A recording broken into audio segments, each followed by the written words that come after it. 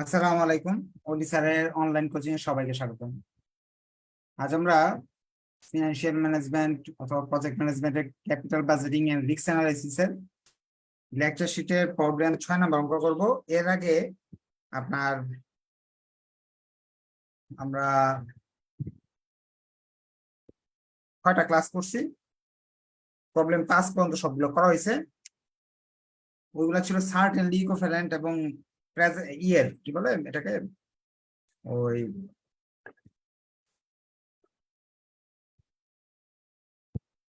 Capital budgeting এর নিয়ম অনুযায়ী। এখন যে নিয়মটা হচ্ছে, এই অধ্যায়ে বিভিন্ন নিয়মের অঙ্ক আছে। এই অঙ্কটা হলো সম্ভাবনা, প্রবাবিলিটির অঙ্ক। এইগুলা প্রচুর আসে পরীক্ষায়। আগের ক্লাস করলে ভালো করে বুঝতে পারবেন। আর এই ক্লাসগুলোর আলোকে আপনি ধরেন এখানে অঙ্ক আছে, টোটাল 10টা অঙ্ক থাকবে। এই 10টা অঙ্কের আলোকে বাসায় বসে আরো 100টা করবেন, করার পর সলভ ক্লাসে সেটা নিয়ে আলোচনা করবেন। যেটা না বুঝেন সেটা আমি বুঝিয়ে দিব। এভাবে সম্পূর্ণ বইয়ের সব অঙ্ক করাই দিব। আপনি যে কোনো বই থেকে পড়তে পারবেন, আপনার জন্য নির্দিষ্ট কোনো বই নেই যে এই বই থেকে প্রাইভেট পড়ায়নি। ঠিক আছে। আর একটা বিষয় এখানে আছে, সেটা হলো যারা ফিনান্সিয়াল ম্যানেজমেন্ট পড়েন, তাদের যারা নতুন ভর্তি হয়েছেন, তাদের ক্লাসগুলো হয় হলো শনি সোম বুধ রাত 8:30টায়। ওটা অতিরিক্ত ক্লাস। আপনি যদি চাইলে চ্যাপ্টার 3 এর ক্লাসগুলো করতে পারেন। এটা কিন্তু চ্যাপ্টার 2 এর ক্লাস হচ্ছে। আর যদি মনে হয় না আমি করবো না, সেটা ওকে, সমস্যা নেই। এখানে বলা আছে, suppose there is a project which involves initial cost of টাকা 20,000। বলতেছে যে প্রথমে আপনি একটা প্রজেক্ট নিতে যাচ্ছেন, এই প্রজেক্টের মাঝে 20,000 টাকা দিতে হবে এখনো, আর ট্যাক্স বলতে কিছু নাই। 20,000 টাকা আপনাকে দিতে হবে, বিনিয়োগ করতে হবে, আর নিচের টাকাগুলো পাওয়ার সম্ভাবনা আছে। It is expected to generate net cash flow during first 2 year with the probability as shown in the following table.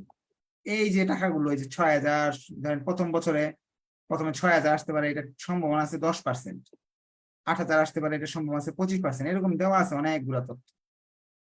দ্বিতীয় বছরেও সেম কথা বলা আছে, এই টাকাগুলো আসতে পারে। প্রশ্নে বলছে calculate expected value of net cash flow different period. এই বছরে প্রথম বছরে কত টাকা আসতে পারে ঝুঁকি টুকি বাদ দেওয়ার পর, দ্বিতীয় বছর ঝুঁকি টুকি বাদ দেওয়ার পরে কত আসতে পারে, এটা জানতে চাইছি। প্রশ্নটা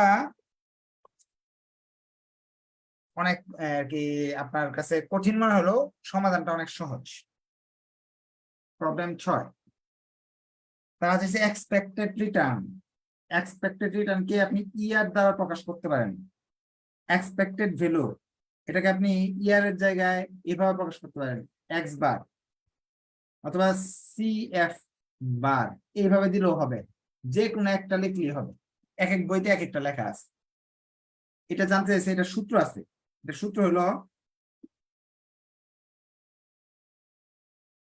আর পি ইন্টু আর। সূত্র কি? পি ইন্টু আর। পি হলো প্রবাবিলিটি, আর হলো রিটার্ন। যেমন প্রথম বছরের প্রবাবিলিটি, প্রশ্নটা লিখতেছি, প্রথম বছরের প্রবাবিলিটি 10, 25, 30, 25, 10। এটা প্রশ্ন লিখলাম কিন্তু। আর টাকা পাওয়া যাবে রিটার্ন বা ক্যাশ ফ্লো 6,000, 8,000, 10,000, 12,000, 14,000। এটা প্রথম বছরের প্রশ্ন লিখলাম। প্রথম যেটা আছে এটা প্রবাবিলিটিকে পি ধরে নেই, এখানে লিখবো লেফট ধরে নেই। প্রবাবিলিটি সমান সমান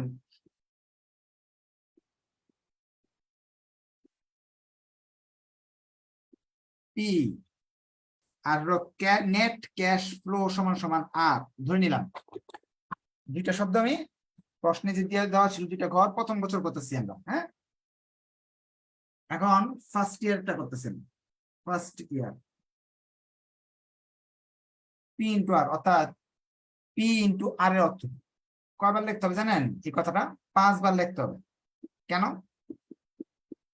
পি তো আর একটা দেওয়া না, পি দেওয়া আছে 3টা, আর ও দেওয়া আছে, সরি 5টা করে দেওয়া আছে।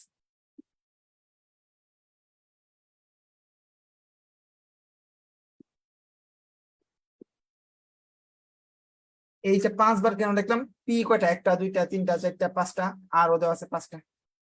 আপনি ইচ্ছে করলে 5 বার না লিখে শর্টকাটও লিখতে পারেন, এটা আমি শিখাবো আস্তে আস্তে।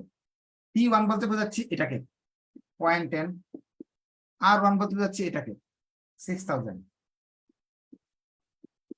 P2 বলতে বোঝাচ্ছি এটাকে 25, R2 বলতে বোঝাচ্ছে এটাকে 8000, P3 বলতে বোঝাচ্ছি এটাকে 35, এটা 10,000, 0.25,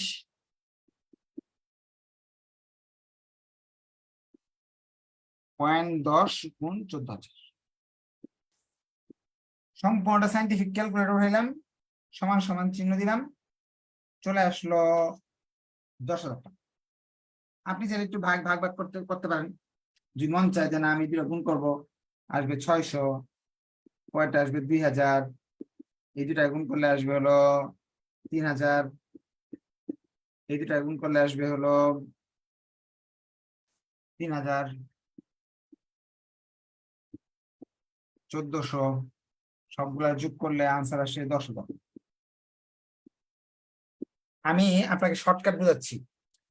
এক্সপেক্টেড রিটার্ন মানে এই দুইটা জিনিসের গুণফল, এই দুইটা জিনিস প্রশ্নে যে দুইটা জিনিস দেওয়া আছে এই দুইটা জিনিসের গুণফলকে যোগ করে দিলে এক্সপেক্টেড রিটার্ন বেরিয়ে আসে। এটা ইয়ার 1 এর করলাম 10,000, অর্থাৎ এক্সপেক্টেড রিটার্ন আমাদের আসলো 1 নাম্বার বছরটা আসলো 10,000 টাকা। 2 নাম্বার বছরটা তো সেম, 2 নাম্বার বছরে আর সূত্র লিখলাম না, যদি লিখতেও চান শর্টকাট দেখাই দিই, এই তো এত লম্বা না লিখা এইভাবে লেখা, সামেশন পি আর, সামেশন তো আপনি চিনেন, স্ট্যাটিস্টিক্স পড়লে না পড়লে তো এই পর্যন্ত আসেন নাই। এই সামেশন শব্দের অর্থ সমষ্টি, যতগুলো পি আছে যতগুলো আর আছে সবগুলো আর এর সমষ্টি, পি এর সমষ্টি। দ্বিতীয় বছরের এরকম দেওয়া আছে, কতগুলো প্রশ্নে এরকম দেওয়া আছে। দ্বিতীয় বছরে দেওয়া আছে হলো 0.10, টাকার পরিমাণ দেওয়া আছে 4,000। আমি এবার প্রশ্ন দেখাবো। 0.25, 6,000, 0.30, 8,000। প্রশ্ন থাকলে হাত উঠে প্রশ্ন করেন। 0.25, 10,000, 0.10, 12,000। সাইন্টিফিক ক্যালকুলেটরে উঠে ফেললাম। দ্বিতীয় বছরের এক্সপেক্টেড রিটার্ন হলো 8,000 টাকা। এগুলো কই ছিল, কোন জায়গা থেকে নিলাম?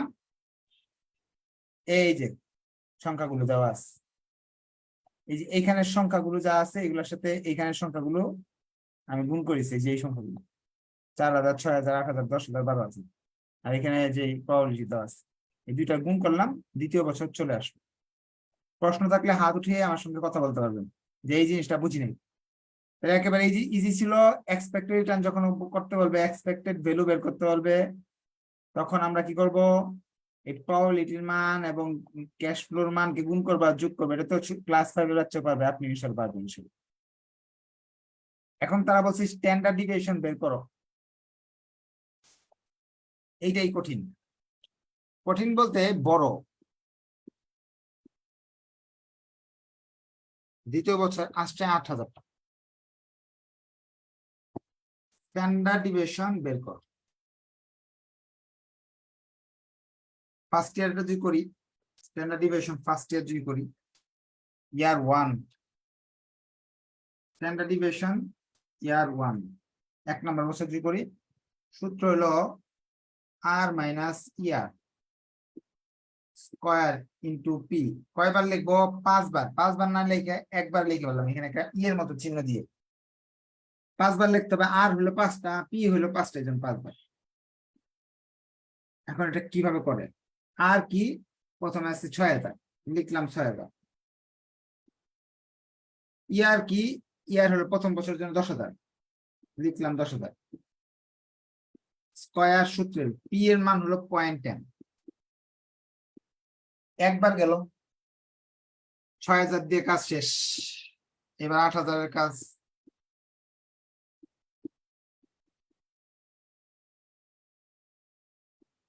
এবার 10,000-এর কাজ।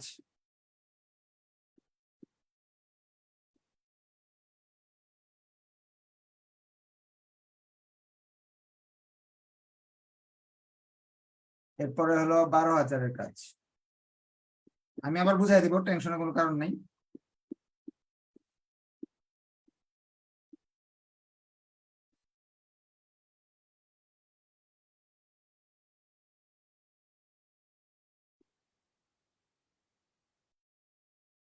কি করলাম আমি?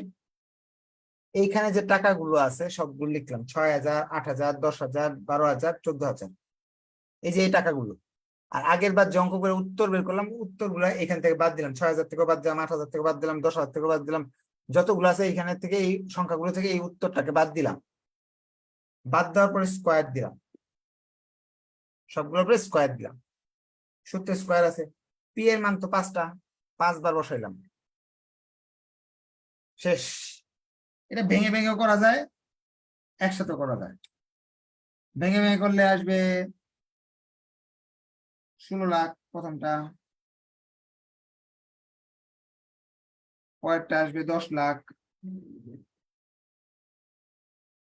পরেরটা আসবে 0, পরেরটা আসবে 10 লাখ, পরেরটা আসবে 16 লাখ, টোটাল আসবে 52 লাখ। রুট ওভার করলে আনসার আসবে আপনার 2,280। এসডি প্রথম বছরে 2,280। দ্বিতীয় বছরটা করতে গেলে, দ্বিতীয় বছরের সংখ্যাগুলো কত ছিল? 4,000, 6,000, 8,000, 4,000, 6,000, 8,000, 10,000 আর 12,000। দ্বিতীয় বছর করতে গেলে এখানে 2 হবে, ভিতরের জিনিসগুলো চেঞ্জ হবে।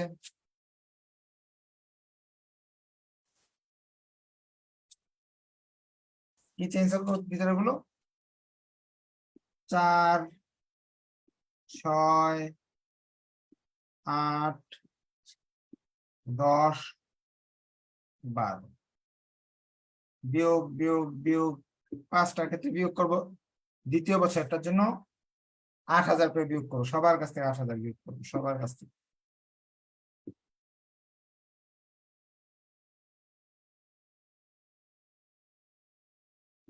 যা আনসার আসবে লিখবো, এগুলো আনসার এগুলাই আসবে, এটাই শেষ। দ্বিতীয় বছর এটা বেশ বেশ মিলে গেছে কেন জানি।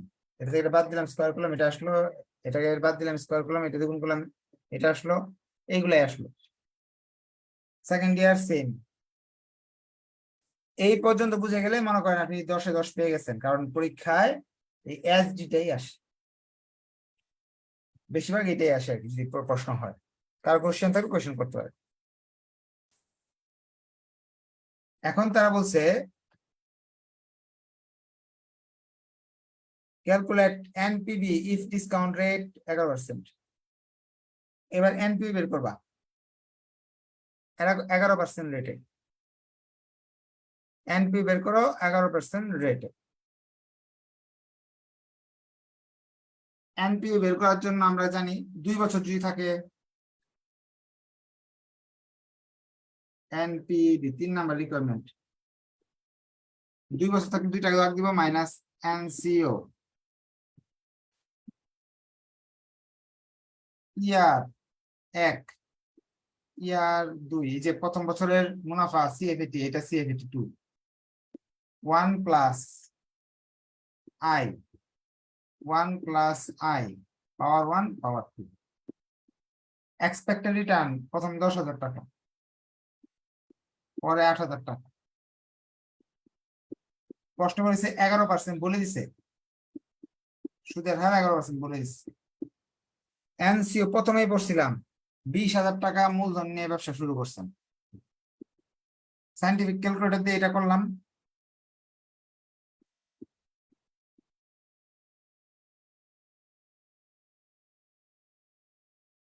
ব্যবসা লস,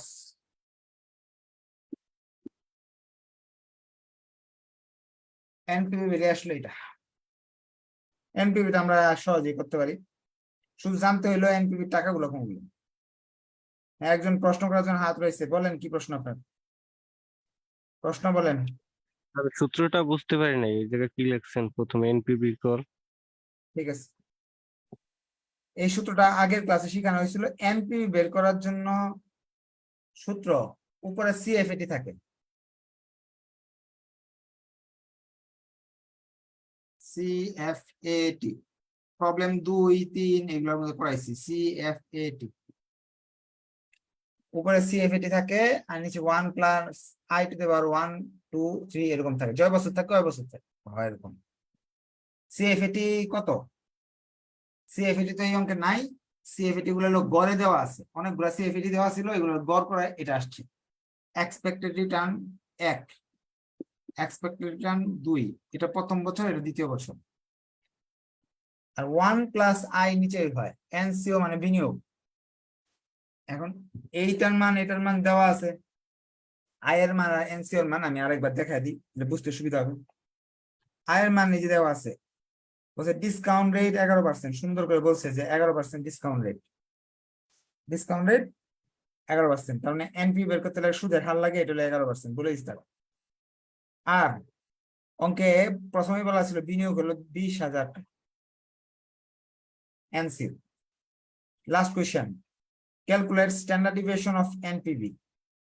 এই যে এনপিভি বেরোলো, সেই এনপিভি স্ট্যান্ডার্ড ডিভিয়েশনের আলোকে করতে হবে। স্ট্যান্ডার্ড ডিভিয়েশন আর এনপিভি সংমিশ্রণ, নো প্রবলেম, আমরা করতে পারবো, সূত্র জানলে হচ্ছে। 4 নাম্বার বা ডি নাম্বার রিকোয়ারমেন্ট, সেই রিকোয়ারমেন্ট বলতেছে। এসডি বের করবা, সেটা হলো এনপিভির আলোকে। এসডি মানে একটা রুট ওভার থাকতে হবে, 2 বছর যেহেতু 2টা দাগ, এই এসডির জন্য এই রুট ওভার, এনপিভির জন্য দাগ দিলাম, প্লাস করলাম। এসডি দিয়ে অঙ্কটা করতে বলছি, SD1 SD2, আর নিচে 1 + i⁻1 1 + i⁻2। এটা তো এনপিভি সূত্র আমরা বুঝতেছি। এখন এনপিভি আর এই রুট ওভারটা আসছে এসডির জন্য। এসডির আরেকটা বিষয় আছে, এসডির সূত্রে সবসময় একটা রুট ওভারও থাকে, আর বৃত্তে যেটা থাকে এটার কি করতে হয়, স্কয়ার করতে হয়, ঠিক না? তাহলে এটার উপরে তো একটা স্কয়ার দিতে হবে আমাকে, এটা হলো সূত্র। সূত্রের ব্যাখ্যা আমি করে দিলাম, আপনি যদি মনে করেন না ব্যাখ্যা দরকার নেই, মুখস্থ করে আমি ভালো পারি, মুখস্থ করলেও চলবে। সুদের হার 11%, এই ব্র্যাকেটটা আমি এই ব্র্যাকেটটা উঠাই দিলাম, এই 2 আর এটা কি হয়ে যাবে, স্কয়ারটা এটার উপরে আসবে, এই স্কয়ারটা এটার উপরে আসবে, 2 আর 1 গুণ করলে আসে 2, এটার মান হলো 2280। এই স্কয়ারটা এটার উপরে আসবে, এই স্কয়ারটা এটার সাথে গুণ হয়ে 4 হয়ে যাবে। এই 2 আর এই 2 গুণ করলে কত আসে, 4।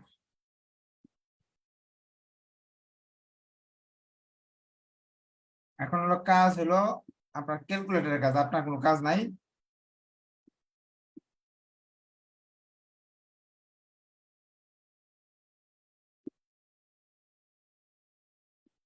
আপনারা ক্যালকুলেশন করেন, নাহলে পরীক্ষা হলে যায় হা করে বসে থাকবেন।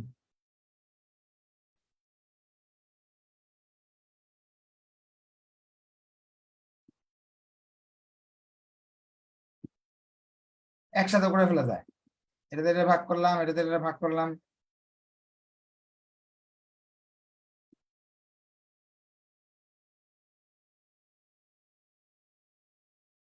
ভুল থাকতে পারে, আপনারা নিজেরা করে নেবেন ক্যালকুলেশন।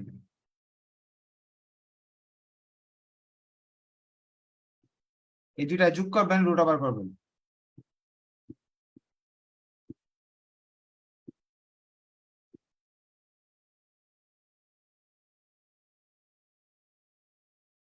হয়ে গেল অঙ্ক শেষ।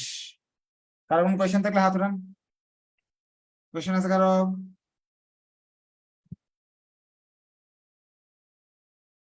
কোয়েশ্চেন নাই? তাহলে আজকে এই পর্যন্ত থাকলো, ধন্যবাদ সবাইকে। নেক্সট ক্লাসে আবার দেখা হবে। কোয়েশ্চেন না থাকলেও সমস্যা নাই, এটার উপর সলভ ক্লাস হবে, তখন আপনি কোয়েশ্চেন করতে পারবেন ইচ্ছা মতো।